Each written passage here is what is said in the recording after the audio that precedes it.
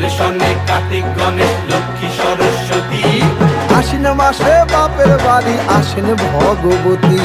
আশ্বিন মাসে বাপের বাড়ি আসেন ভগবতী। বলো গৌরী এলো দেখে জালো, গৌরী এলো দেখে জালো, গৌরী এলো দেখে জালো, গৌরী এলো দেখে জালো। ভবের ভবানী আমার ভবন করিল আলো, গৌরী এলো দেখে জালো, গৌরী এলো দেখে জালো।